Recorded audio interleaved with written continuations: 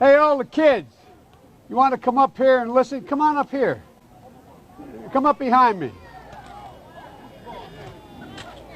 Because I'm not holding up between them and the pool, man.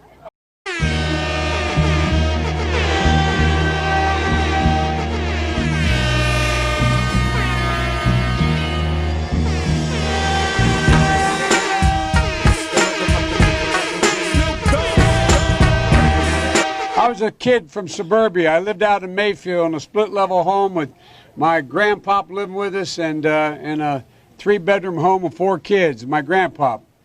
And folks, when it's a whole 100 years ago, but I was a senior in high school, and Przicki turned out to be a great athlete at the University of Delaware, but I was runner-up the state scoring championship here in football.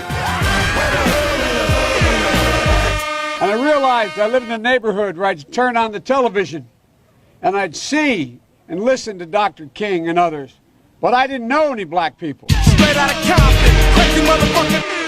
No, I really didn't. You didn't know any white people either. Ice Cube, from the gang called niggas. This was the diving board area, and I was one of the guards, and there weren't a lot of, there was a 3-meter board, and if you fell off sideways, you landed on the darn cement over there.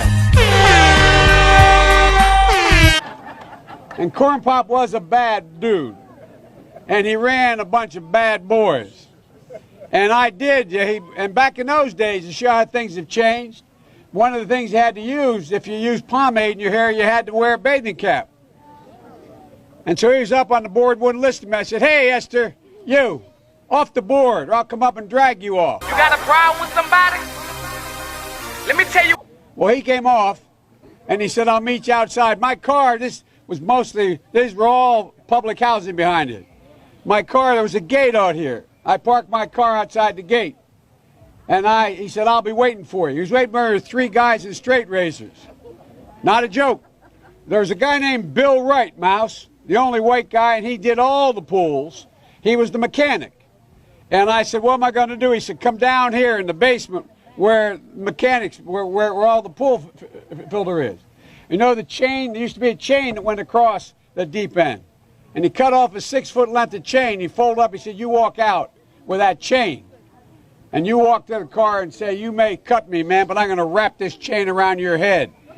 I said, you kidding me? He said, no, if you don't come back. And he was right. So I walked out with the chain. And I walked up to my car. And they had, in those days, you used to remember the straight razor, you'd bang them on the curb, get them rusty, put them in a rain barrel, get them rusty. And I looked at him, but I was smart then. I said, first of all, I said, when I tell you get off the board, you get off the board, and I'll kick you out again, but I shouldn't have called you Esther Williams. I apologize for that. I apologize, but I didn't know that apology was going to work. He said, you apologize to me? I said, I apologize for that, not for throwing you out, but I apologize for what I said. And by the way, you know, I sit on the stand and it get hot. I got hairy legs that turn blonde in the sun. And the kids used to come up and reach in the pool and rub my leg down. Let me end by saying, I was a pretty darn good lifeguard. Yeah, man. I taught swimming, too. I'm the only white boy within 20 miles.